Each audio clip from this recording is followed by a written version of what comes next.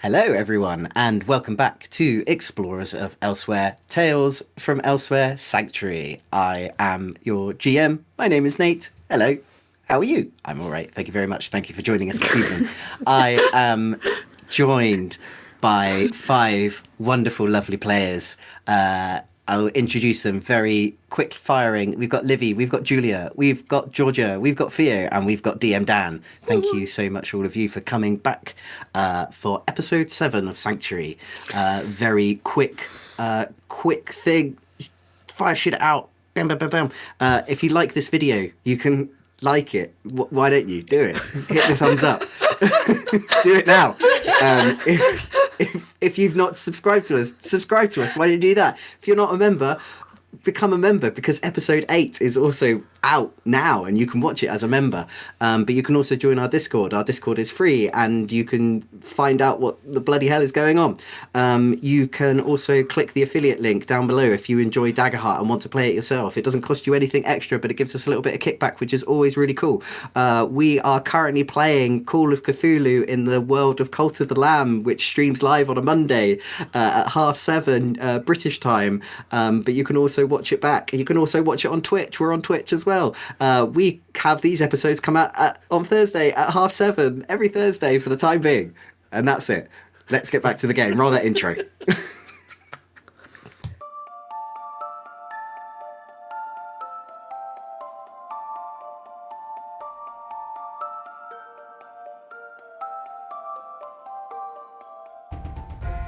Hello, I'm Julia, and I play Lucretia, a Lorivar wizard. Hi, my name is Theo, and I'll be playing Pally, a Wolfkin Seraph. Hi, I'm Georgia, and I'll be playing Virgil, a Sangravar Ranger. Hi, my name is DM Dan, and I'm playing Mirden, a Wolfkin Guardian Druid. Hi, I'm Livy, and I'll be playing Bo, the Dragon Scent Warrior. And my name is Nate, and I'll be the GM for this adventure.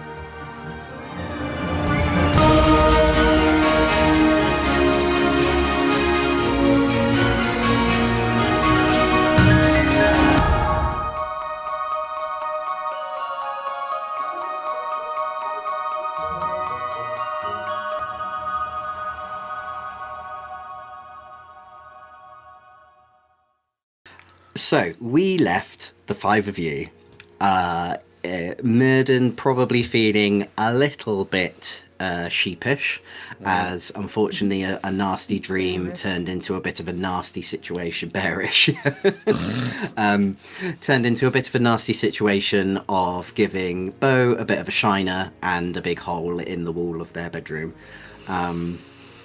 But everyone is... not in a good way, not in a sexy way, and the five of you have come down for breakfast in the Lazy Dog where you're currently staying at the moment, and you have just been having sort of like a deep talk with Kelvin, who has given you a little bit more information on how the world of Sanctuary was created. You know that originally he was a soldier who fought in a big battle that happened in the city of Soleimani before the eschaton happened, and while he doesn't know the reasons why it's looking like that it was the eschaton that saved... something happened during the eschaton that saved a good majority of citizens and soldiers, and including the youngest member of the Soleimani High House, who people have just been mentioning as the princess. And the princess is the one who has made Sanctuary. Just before you were supposed to find out a little bit more information, you heard this triumphant fanfare come from outside. And as you listen more, you can hear more sort of joyous calls, and people rushing past, like footsteps hitting cobbles as people rush past the inn outside. As Kelvin has said, it is the friendship ceremony. He gets up from his seat and he sort of dusts himself down and he looks at the five of you and he says, well, if you want to meet the princess, this is probably going to be the best time. It seems, and he sort of squints a bit, and it seems almost a coincidence that you lot are here the day before a friendship ceremony. They don't happen often, but here we are. Come on. And he pushes his sit in and sort of makes his way to the door. Anything we should know before we go out there? It's busy. It's a big thing. It's hard to explain. Come along. Stella, let's go. Hey, Daisy. So all of you are following Kelvin outside? Sure. So the five of you sort of wander outside, and even without any sort of hesitation as well, Rollo and BB and also Finway sort of follow out behind you as well. Finway sort of gives all of you a little wave as he sort of runs along with his parents. And as you make your way outside, you can now see the town of Sanctuary so much more brighter. You can see those brightly coloured tiles on the roofs, the higgledy-piggledy sort of layout of the houses. As I think I've previously said before, it looks like this town has been made by a child, but then sort of reorganised by adults to make it more structurally sound. But it seems like a lot of people are rushing to in the same direction. And what you do notice is that there is a lot of sort of youngish children, probably around the same age as this princess you've been hearing of, as sort of 9, 10ish, 11, as they are chatting excitedly at one another, and it's just I'm gonna be picked, no, it's me, get out of my way, as sort of all these little children sort of push out and sort of try to beat one another in this direction that all these adults are also walking much more sensibly, but a little bit but faster than usual, as they make their way almost to this town centre in a way, this big space of cobblestone, of sort of like a dusty pink cobblestone place that has this nicely situated trees that sort of sit in the areas, making it a little bit more nicer to look at than just sort of blank cobblestone. The five of you are looking at the people who are sort of making this crowd around what appears to be nothing. It's just a space that sort of peers out into the forest, into sort of this big green and turquoise meadow, and then that sort of peers off into forest. There's literally just the crowd is just looking out into nothing. It just looks out into meadows and forests.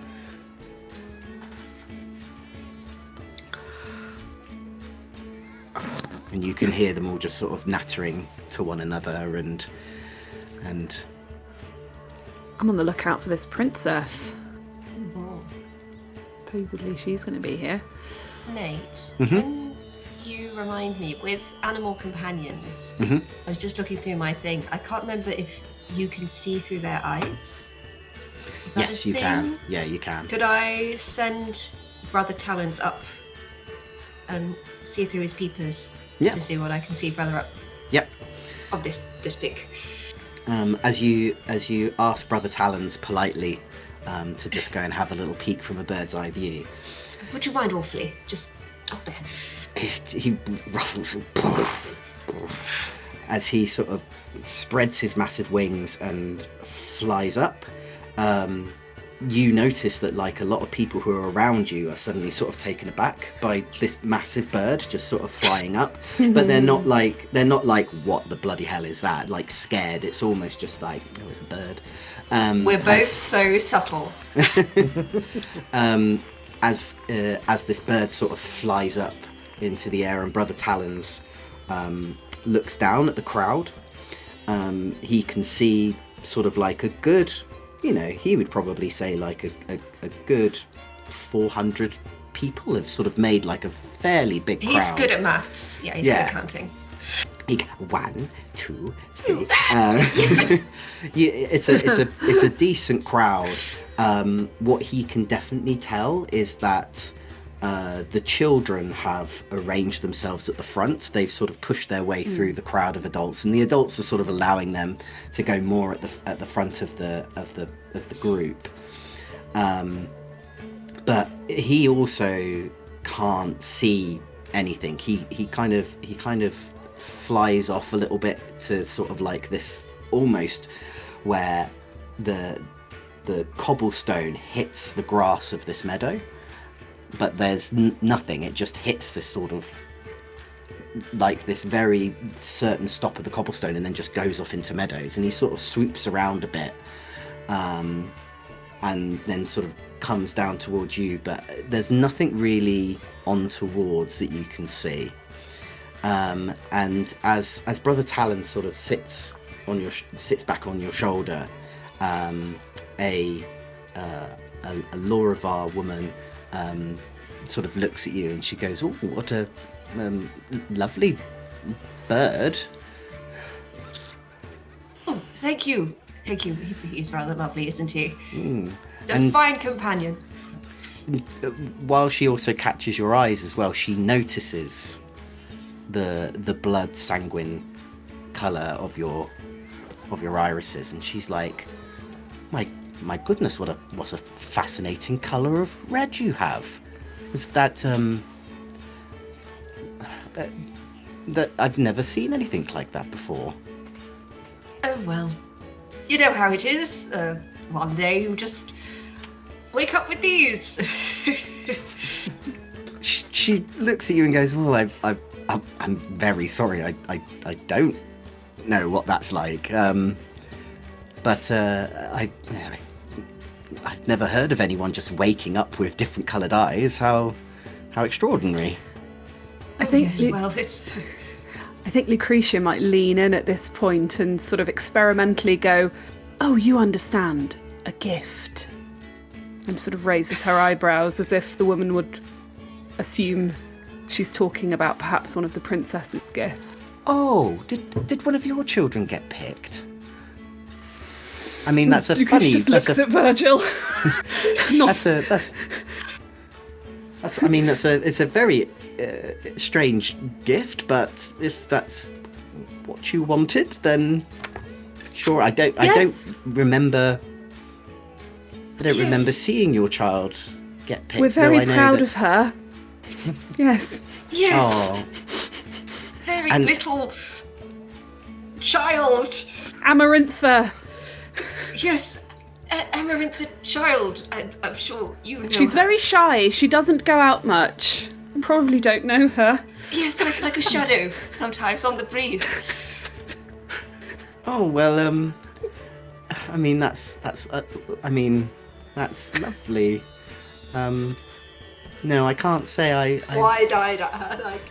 Oh, that's quite frightening.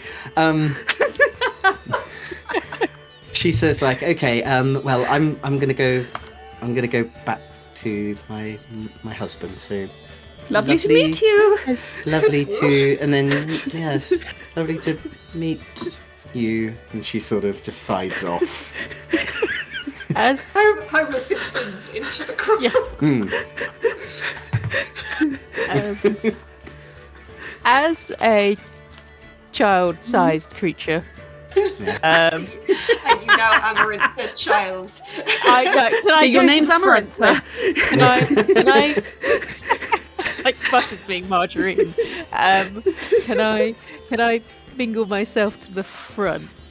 Bo, as you sort of mingle your way to the front, It does seem that actually, from what you've been told, there's not very many dragons sent in Sanctuary, but it doesn't seem like anyone's really paying any attention to you. They kind of feel you sort of moving your way, and they like a child, just kind of like. Yeah, because they're too interested in looking out into this meadow, they're not actually paying any attention to you as you sort of. As they just kind of think you're another child, just trying to sort of get through the crowd. Cowboy child. So get through. Can I see some? Am I amongst the children? Can I see some children? Actually, as you do sort of like make your way through, you bump into someone who is like just a tiny bit taller than you, and despite his age, you're kind of guessing that he's probably like about 11, 12. But besides from his age and his height, he's actually quite stocky. As you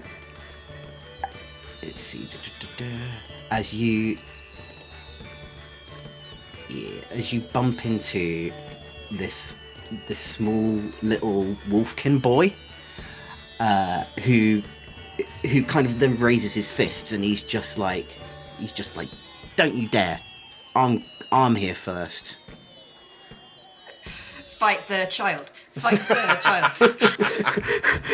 Well, Stan, you're not the first child I've killed in the last 2 days. He just like, he looks at you and said like, and he looks up and down at you, just like, who are you calling a child? I'm 12. Well, are you now? You're a strapping young lad. What are you fighting for? I'm gonna be picked by the princess this time round. You watch it. Picked for what? Picked to be her friend. Picked to go live in the castle. Why does she need to pick people? Why can't you just do it on your own merit? Well, no, because she's... You stupid or something? Oh wow, this child's getting shot. He's had a bad Not day. anyone can be her friend, you know. And she has to come down and she has to pick especially. She only picks the best. Well, she picks the best. She might pick me. He looks at you and goes, I don't think so. I've been doing this for a couple of years now. And Well, you haven't been picked so far. This time I know. He's like, shut up. Maybe getting a bit old. What are you, 12? You can see him sort of like scrunch up his face as this really angers him. He's just like, shut up, you're old. And then he sort of runs away from you. Good, cleans a great friend. Go around to the rest of the gang. Good information. So when you... As the bow, so you're at the front now, standing with the children, and the rest of you have made your way to sort of mingle in within the crowd. Kelvin has sidled himself up to you, Pally, and he's just like, look alive, soldier. This is where it gets weird. As This is where it gets weird. This is right now. Not everything else you've seen. Not everything else. They No, now. No.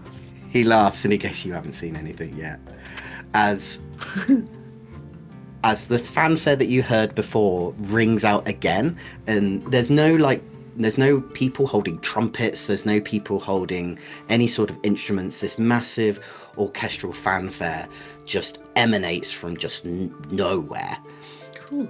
As right in front of you, this meadow that you see suddenly starts growing these flowers that just sort of plop out of the meadow first and start building up and up and up and up and up into a wall, into a tower, into a castle. As this castle suddenly forms itself out of these flowers that emerge out of the ground. Wow. And then they go as these petals dissipate into the air away, and you see this gaudy, bright pink with blue tiles, massive castle just appear in this space where literally nothing was just a moment ago. Wow. The fanfare continues, and you can hear people cheering and whooping. They're very excited, as they've obviously seen this before, but they love to see it every time. And the kids are just like, yeah, and they're clapping and they're very, very excited.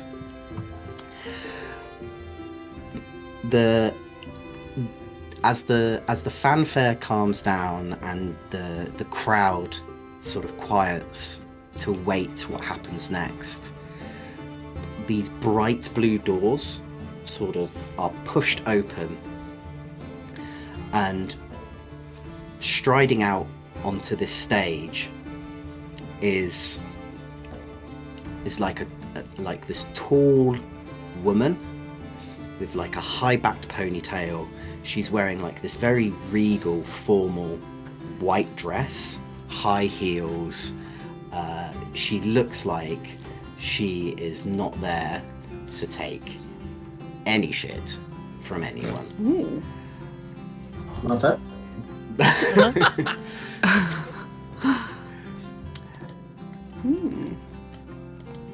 As you all look at her like fairly confusingly, because she is something like, she looks like a sprite, like an Aquan sprite, but she is 5'10". You have never seen a sprite like the size of like a Lorivar, like the height of a Lorivar, but she looks like an Aquan sprite.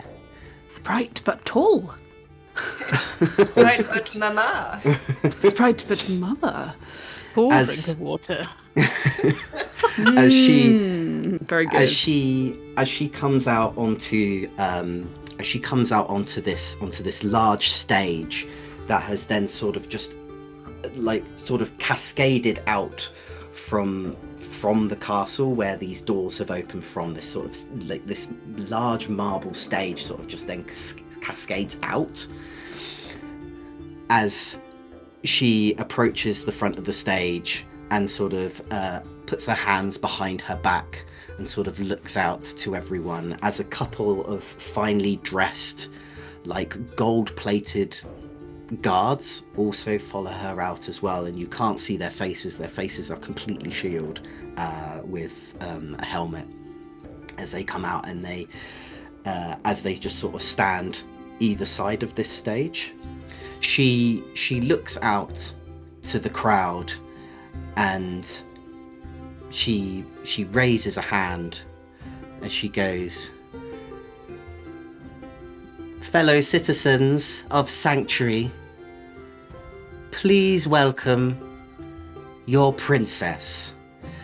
As she sort of opens a hand out, you then notice striding out of the door is something that, who here, I mean probably all of you have seen, who has ever seen a dragon spawn? Virgil's been kind of locked away for most of his life, so unless we had a dragon spawn in the monastery, I don't know if he has. I would probably say that Pally has seen a dragon spawn. Pally would have seen a dragon spawn. Lucretia Of- as well, I'd have thought. Yes. Lucretia, yeah. Yeah. So And Bo, every time he looks in the mirror. So the lot of you know what a dragon spawn is, but a lot of you probably have never met a dragon spawn, who are obviously, like, in terms of us, in terms for the people watching at home, they're like, we almost describe them as like angels from the gods. And out walks from the doors. The doors are big enough to take on her heavy frame. Is this large, imposing figure of a dragon spawn with sort of like white, like large wings, like light skin, with almost the patterns and the tail of a koi fish.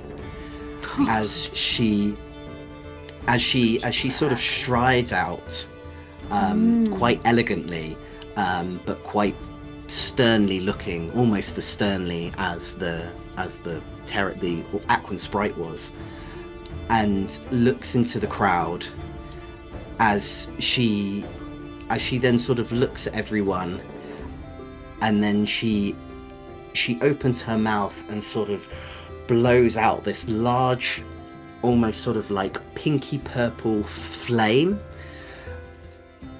but there's elements of like glitter and powder paint and all sorts that sort of come out with this flame. It doesn't look intimidating. It looks wondrous and magical and whimsical as she sort of just like puffs it out of her mouth.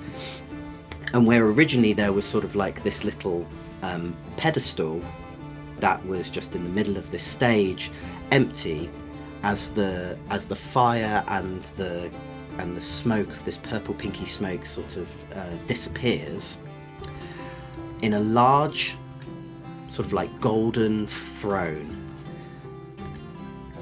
sits like a small Asavar girl with a large golden crown on her head that sort of sits on her big billowing curls, in a big frumpy pink dress, and she sits there and she is in a proper pout. And she sits on this throne and she's just like, oh no. Valid. and She's never done anything wrong in her life. and she kind of like, she doesn't want to engage with, she looks like she's not engaging with the crowd. She's just literally just kind of like just sitting there, like someone has, like she has been told that she has to go there or she's not having dessert, and she is having a proper little quiet Mardi to herself. Everyone just sort of claps and cheers. Like, this is nothing out of the usual, but they absolutely love it. As this small Asavar girl is just sort of sitting on this throne. She can't even reach her feet onto the bottom. They are literally like, she's just got her feet sort of dangling over the throne.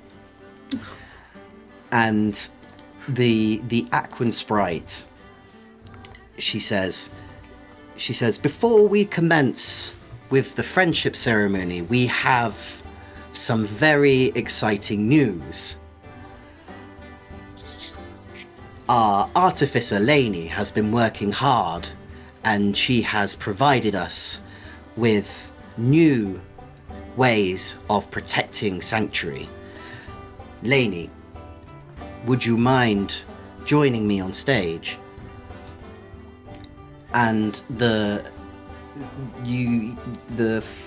everyone sort of like is looking around, trying to sort of like grab a little peek,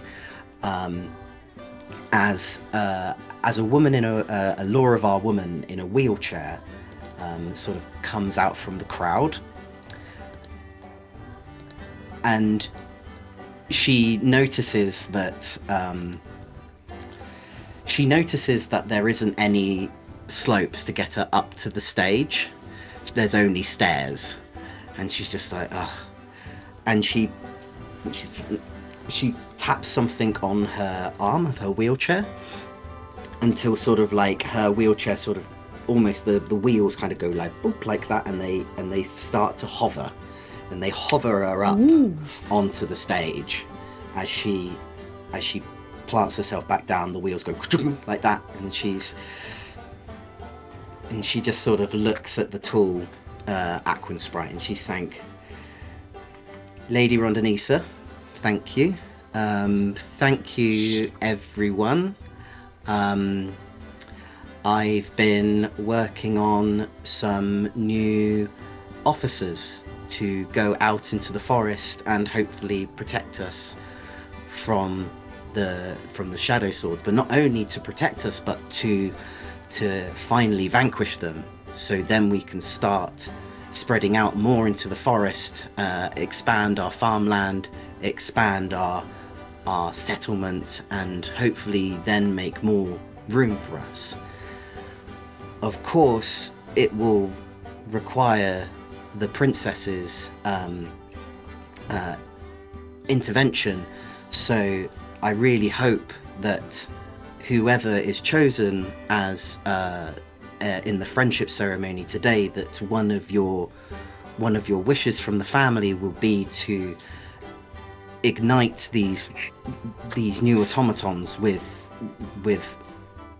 mana, so that they can live and they can head out, and that they can protect us. And she brings up this little dial that she's got in her hand, this little sort of like item that she has, this little sort of control pad, and she sort of turns some dials on it, and out of the doors then sort of open again, and out of the doors on these sort of like wheelie little carts come two different sizes of automaton robots that you've now kind of gotten used to. They don't look like anything like Explorer, and they don't look anything like Officer that you have originally met. They look far much more different. One of the smaller of the robots that come out, let me get the artwork up, lots of artwork now, get ready folks. So the first of the robots that get wheeled out are these tiny little drones. They're almost like a more advanced versions of Explorer, but this time they have little arms that can sort of do things. They look a little bit more robust. They have these sort of like little treadmills that sort of like propel them along, but obviously with them not being activated at the moment, they just come out on these wheelied little carts. But the next ones are the ones that sort of are curious, probably to the lot of you, as the crowd sort of go, as you can hear sort of like people taking a breath back, as also out on these carts come about 4 of these large machines that are Crawl boys. that are standing on blades. They've got arms for blades. They're holding like onto this massive spear that comes out, and Lainey says, as you can see, I've taken I might have taken some inspiration from our enemies, but you know, fight fire with fire, as they say. And I really hope that this will please the princess, in hoping that we can protect Sanctuary even more than we already do.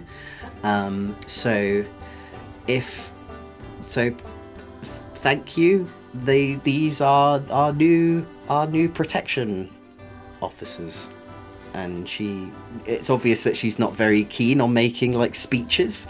She's just like, any questions?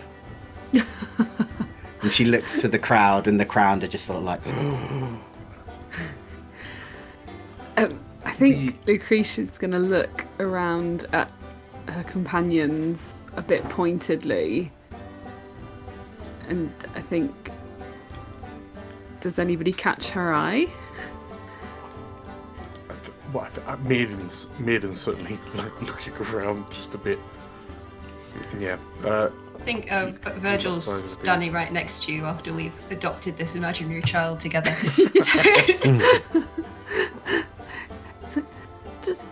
Do those look familiar to anybody? Maiden growls affirmatively. The sheriff's kind of stood with us, right? yeah, Kelvin is there. He's sort of just clapping politely. Maiden's going to lead into Kelvin and, like in his ear, do you regularly get these new golems? No, these are new. These are something that Lainey's been working on for quite a while now. They're meant to protect us. Well, she wants to completely annihilate the shadow swords that hang around outside.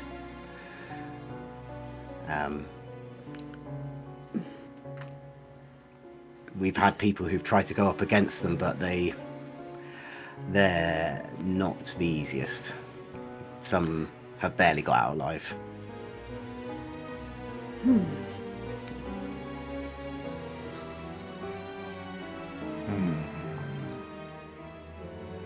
And they're all just kind of stood, right? Stood inert. They are stood completely motionless. Okay. When she asked for the mana to power these things, how are you? He says, kind of gesturing to the crowd. How are you supposed to give that? Well, we don't give anything. It's the princess that powers them. The crowd don't have... This is how we knew you came from the outside. People here, we don't have magic anymore.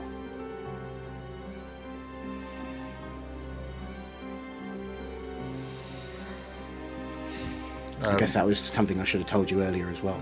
And he laughs. I had my suspicions when I lit the fire last night.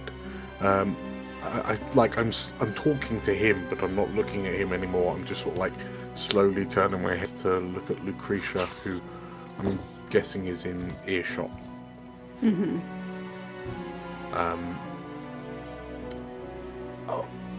Have you ever seen anything like these things?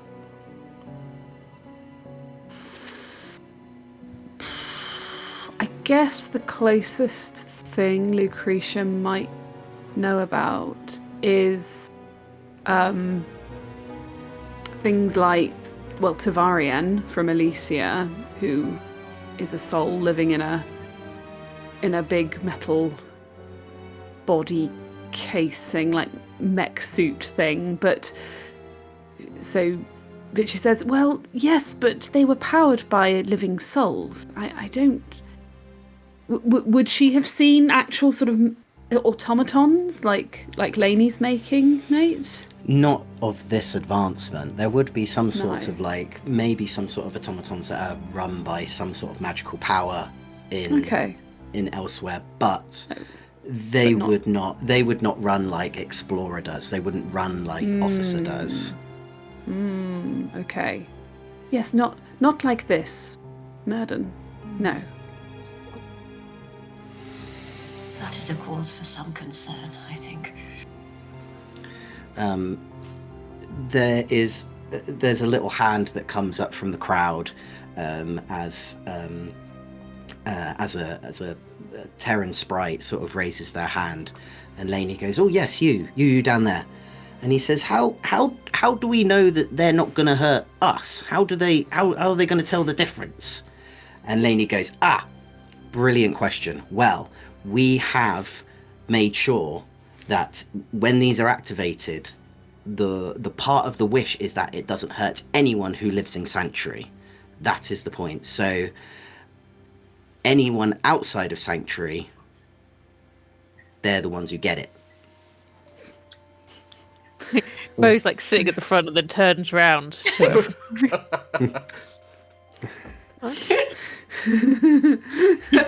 Oh no. Pally needing like in his head, just slowly taking this in and going, so that's not good for us then, at all. Brother Talon's How moves. quickly can they get a postcode? How quickly can they sign up? How quickly? Yeah. Can we What's rent a illegal place? bureaucracy? Can we apply rent- for citizenship of Sanctuary? quickly? What about squatters' rights? Green card. I'll marry. Who can I marry? We've already trashed our accommodation. Oh gosh. As the five of you, sorry, Thea, were you? No, I just went no. Like, oh no. Oh no. Oh no. Oh no. Yeah, as the five of you, well, the four of you, Bo is right at the front, are having this sort of conversation. You may not hear that. You sort of see this Terran, this Aquan sprite, this tall Aquan sprite, sort of lean in and sort of try and talk to the princess. And is trying to sort of say this stuff. Is trying to kind of just like and you can see the little girl just get angrier and angrier, and she kind of goes like, I don't want to. And you can just hear the Lady Sprite kind of just trying to be firm but nice. And this little girl at the top of her lungs just screams and goes like, I don't want to! As you feel this immense, you can't see anything, but you feel this sort of immense amount of power of this invisible manner just wave right over the whole of the crowd, into the castle, over these robots, as everyone is stunned and is just looking at the stage. As then the robots start creaking a little bit and start like looking at the sort of crowd, the little robots sort of like jump off they start jumping off the carts that brought them on and start jumping off this stage and onto the ground as they are scouting the area. And the Consoin. and the Retreat. and Lainey's sort of like looking at them, kind of going like, okay, everyone, don't panic. Like it looks like they're alive now, but they won't hurt anyone here. As these four robots who like either side of the stage sort of immediately just all zone into the five of you. Oh no. Oh no. Intruders spotted. And Dan, if you'll swap to the map. Yeah, we're here. There we Very are. friendly. Oh no. Oh no. There's four of those bladey boys. Oh no. Oh, and there's so many little men. There's many little So ones. many little men. Right. Above board, let me see if I can get you all back into combat, because now we're going to have a fight. No, not in combat, Nathan. We were enjoying the ceremony so much. We've been Nate. so what are you quiet and doing? good. You're And we are in- technically renting a room, so We really are. we haven't done anything wrong. We're not Having- shadows. You're having a fight.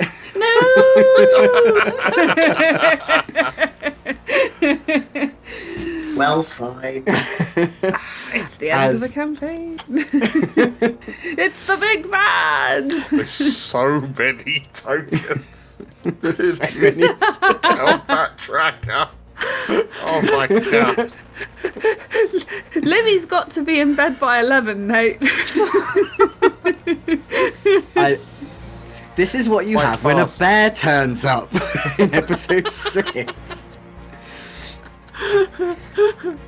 So these Just let me have a bad dream again, and I'll have this all cleared up by the evening. Maybe this is your bad dream. This is all of our bad dream. We're all having a bad dream together. This All of cannot be these- happening. all of these robots are gonna start sort of powering, like making their way off the stage as they start to approach you. Lainey is standing on the top of the stage, kind of going like, everyone, it's all right, as people are are seeing these monsters, these big robots, sort of approach them, and they have just started screaming, and all the children have started screaming and are just running off in all different directions. And Lainey is trying to just shout from the throne scanner, no, they won't attack you. They only attack people who they only attack figures who are not part of Sanctuary.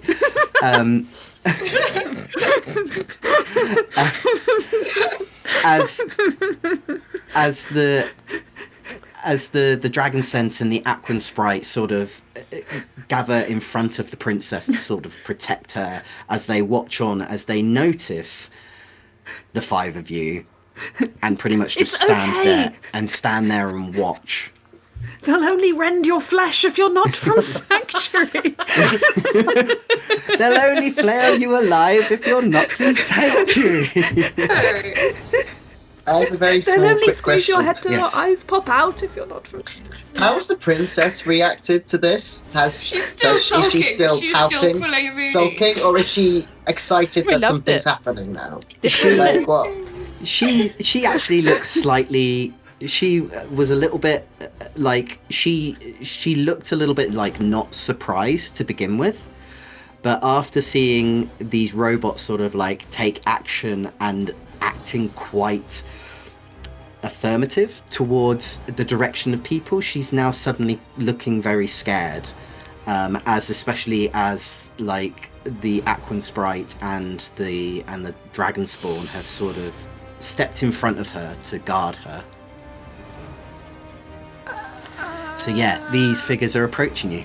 What would you like to do? I think Lucretia will probably go, Pally, would it be a good time to put your big boy voice on and appeal to the powers at the front? Yeah, I can do that. Hang on, I have. Let's check if I've got anything of very big use for this sort of thing. I do have Voice of Reason. Hell yeah, that sounds great. Yes, That sounds tailor-made for this situation. I'm going to spend a hope. Can I do that? Hang on, I'm gonna put it in. It spends. Oh, okay, hang if you on. wanna- Yeah, I spend a stress. Okay, let's go. What is it? So I'm going what to is move. happening exactly? What does your voice of reason do? So, Voice of Reason, you speak. I actually put it into my. I should do now. Cool. So, Voice of Reason. I put it in the chat. One sec. Let me put it in the chat. This is Click on very the speech interesting. bubble. Oh dear. Speech roll. Nice. Okay. Hey. So, Voice of Reason, you speak with unmatched power and authority. You have advantage on action rolls to de-escalate violent situations or convince someone to follow your lead. Nice. Additionally, you're emboldened in moments of duress, so when all of your stress dots are marked, you gain a +1 bonus to your proficiency for damage rolls. So that's great. Cool. So yeah, I'm going to do that. So I'm going to step forward. I feel like, because obviously Bo is kind of on his own as well at the front at the moment. Yeah. So as all the kids have run off and everyone's started to scarp her. It's got that I kid feel like- that sort of start a fight with him, using him as a human shield.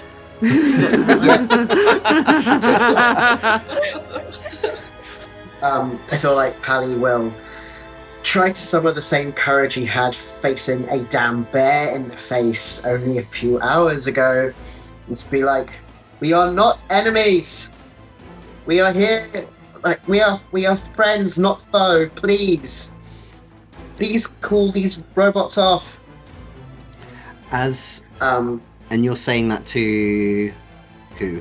Just as loudly as possible. So if the robots are approaching us with violent intent, I guess we would. Do you say it to the princess? Yeah, I guess maybe saying it in the direction of the princess would make sense if she's able to stop them. Okay. And I'm happy to roll as well if I can. Yeah, if you could roll me because let me just. I have advantage on action rolls to Okay. de-escalate with Voice of Reason. There'll be a presence check with a advantage. Yeah. Yeah. I'll do that, and I'll also spend a hope. So I have advantage, and I'll Okay. spend a hope, which is trust me. Though I have golden retriever energy, I'm trying to think of what I have a +4 in golden retriever energy, and I feel like that would appeal to a young princess. So let's try and go for that Yeah, angle. you look like a knight from like. Yeah, one of sure. her I'm going to go stories with that that. Yes, So from like, picture please, book. friend, not foe. And yeah, we'll see. We're going to see. Oh, Oh, hey, look at that! 24 with hope. 24 with hope. As you direct these calls up to the stage, up to this young girl who's sitting in this throne, you as you say it out loud, and then you look at her, you can tell that that it's obvious that she has no control over what's happening. She is in tears now.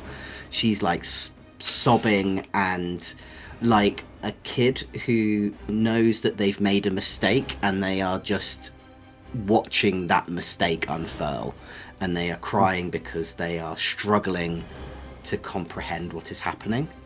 The Aquan sprite and the dragon scent sort of look at you, and as they stand there quite firmly, obviously with their position to look after the princess, you can tell that looking from them. It seems like the only person who's really sort of hearing those calls are Lainey, who is there on the stage, sort of just like twiddling the knobs on this little button. She's just like, just do what you can. Like, I'm trying. I'm really trying to stop them. I'm not sure. I don't know. As she's really struggling to sort of fight them back. Oh my gosh. Can I quickly check, has Kelvin just run off, or is he watching? You can see Kelvin. He is. You can see him in the distance, and he is helping other citizens. He is helping them sort of get out of the way in an orderly fashion. Well, that tactic didn't work, so I've got to go ahead to, swing. So I'm going to run towards the closest one, take out my axe, and take out my cleaver and stop it hitting me before it hits me first. So that is my plan. Okay. So yeah, moon cleaver time. So I spent a hope earlier. Spend another hope. Trained since birth. Let's hit this thing. So I'm getting this one here on the right. Nice, 19. Yes, a 19 does hit this figure. Amazing. Damage.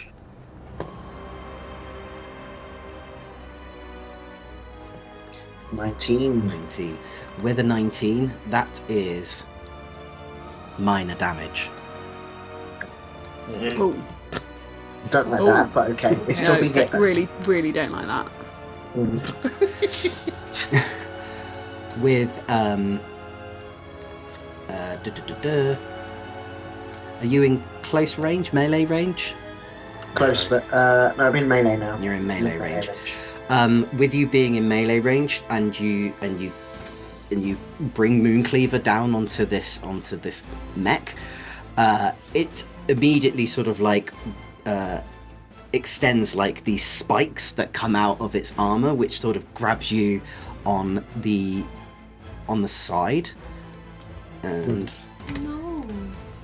send that into the chat. Puppy boy. Thorny armor. So he can mark a stress, and he rolls 1d10 plus 5 damage into you, and he rolls a 13 in retaliation against you as a direct hit. Evasion. Yeah.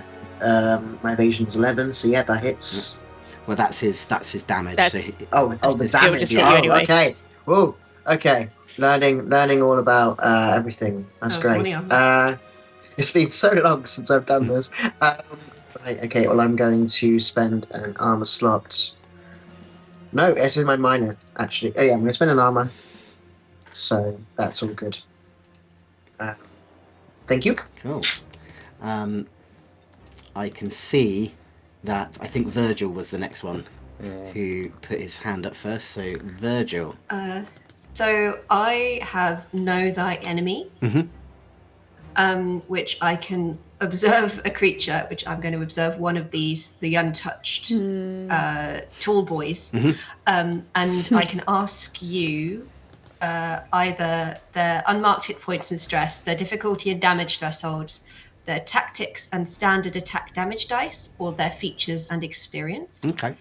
What do we think would be the most useful to know about these guys? And I can tell you with my special eyes. Damage thresholds?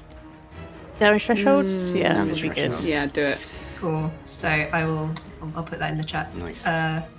Is that an instinct roll? Don't think there's anything I can use with that.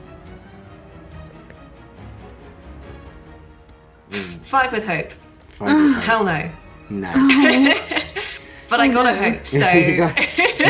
you look at these and go, oh, beefy boys. That's a big boy right there. It's a big boy. He's tough!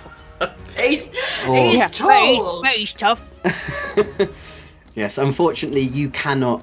You can gauge probably with a hope. I will say that gauging from Pally's attack.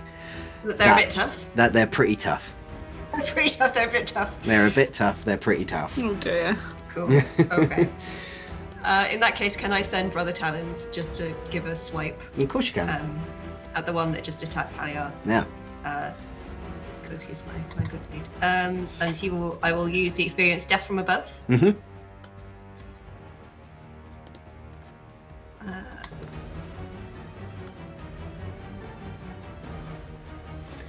That's a 22. That's a little bit better. Yeah, that does hit. And are you going after the one that Pally's not attacking at the Yes. I'm the one that just attacked Pally. Mm-hmm. With his. The one that's just attacked Pally. Okay. So Brother Yeah. Talons, yeah, he'll go. Whoo, he'll fly over there. Roll for damage. How do I do that? Oh yeah, on the. Oh,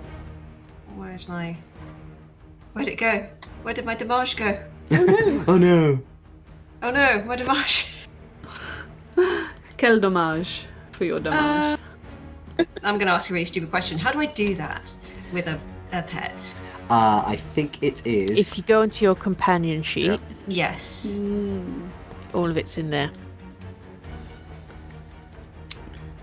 So Oh, I think I just did an action roll. That's why I was stupid. You That's still fine have the as you- same stats, so it won't make any difference. Yeah. Really. There you go. 26. And then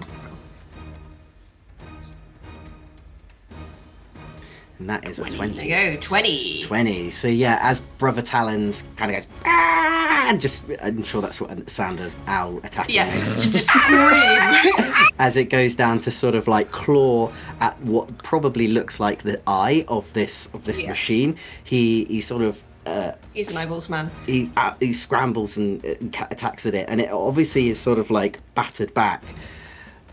But again, it only takes minor damage.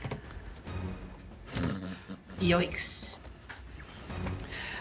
As Pally, as you look at Brother Talons, sort of equally sort of like doing his best, and you look at Mooncleaver, and you're feeling like that hit didn't quite like make it. You look at the rest. You look at your friends behind you, and you look at this imposing sort of like tower of like little robots sort of like imposing on them, followed behind by 2 of these other bigger robots, and you're like, if we don't do something drastic, something is going to happen. And behind Myrden, Lucretia, and Virgil, behind you, Rollo appears with that warhammer that you saw him from the night before, and Kelvin appears behind you now with a hulking great longsword that I think most of you would know from the insignias, has the insignias and runes of ire engraved onto it. And they're like, well, might as well help you out. Help! And we'll end it there. So we will come back to this fight in episode 8. Thank you, 5, for playing. Thank you for watching. We will quickly go through all of the things again. If you liked this episode, please give us a like. If you've never seen us before and you're not subscribed to the channel, why not subscribe? And then you'll find out when episode 8 comes out. If you join as a member, you can watch episode 8 right now as we release future episodes on our memberships first, and then they get released every Thursday at 7:30. We're also playing Call of Cthulhu at the moment in the world of Cult of the Lamb. That streams on a Monday at 7:30 British time.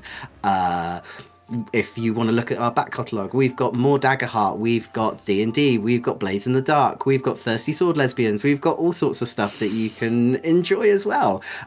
Some take place in elsewhere, some don't, but we are all gearing up for Campaign 4, which will be starting around about May time. So if you've enjoyed that, give us a like, give us a subscribe, join our Discord, it's absolutely free. If you're enjoying Daggerheart, hit that affiliate link because we get like a little bit of kickback, but it doesn't affect you anywhere. And any support to the channel helps us do amazing and fun stuff as we gear on to Campaign 4. Thank you again for you 5 for playing. Thank you again for watching. We will join this fight next time. Bye! Bye! Bye.